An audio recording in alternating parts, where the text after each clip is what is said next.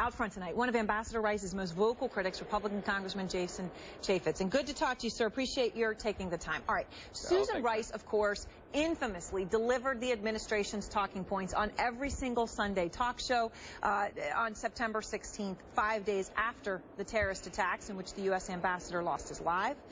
The talking points, of course, as everyone is now aware, said that the attack was spontaneous and based on a movie. Obviously, that ended up not being true. Do you blame Susan Rice? Yeah, I think she's culpable in this. Remember, the CIA talking points do not discuss a video. That's an embellishment by Susan Rice. It demands answers. We still don't have clarity. She has not apologized for it. She didn't do anything to help set the record straight.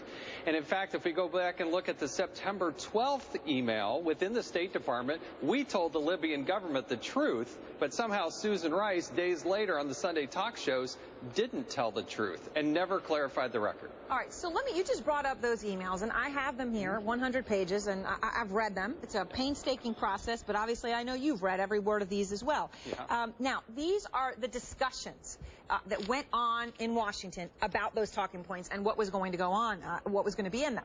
Now, you have David Petraeus in there. You have Mike Morrell.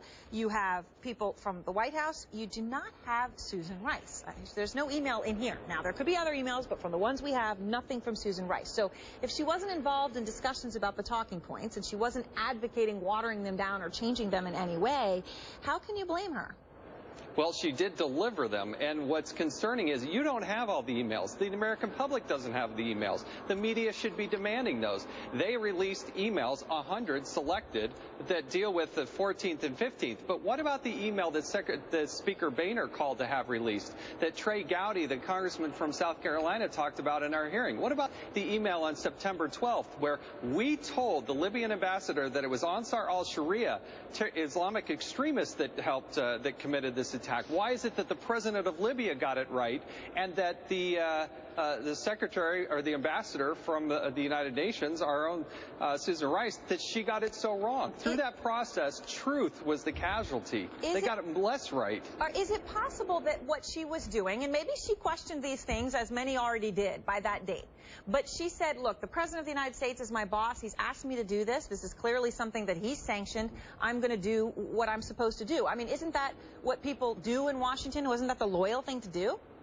Well, clearly, the president is rewarding loyalty, but there's no way she could get through a Senate confirmation. I guess I would demand and expect that judgment is a key factor in how you put or who you put next to you on the national security decisions. She had a total lack of judgment. She said she read the daily intelligence briefs, which would lead one to believe that obviously this is a tumultuous place, that terrorism was probably involved. I just don't understand how the State Department, who she reports up through in the case of the UN, how they got it right on September 12th. But by the time they got to Sunday, they were suddenly on the campaign talking points about how Al-Qaeda was on the run, and this was a video. The video is not part of the CIA talking points that came out at the conclusion. Now, but let me ask you this quickly before we go. What are you going to do about it? I mean, the president here has upped the ante. You can't do anything about this. He knows that you guys would never confirm her, so he's giving her a big promotion to a job you have no say over. So what are you going to do about it? Are you going to not work with him again? Are you going to hold up his person, Samantha Power, who he wants to replace Susan Rice at the UN? What are you going to do about it? No, look, the ultimate goal here is we want to have truth and justice in the case of Benghazi.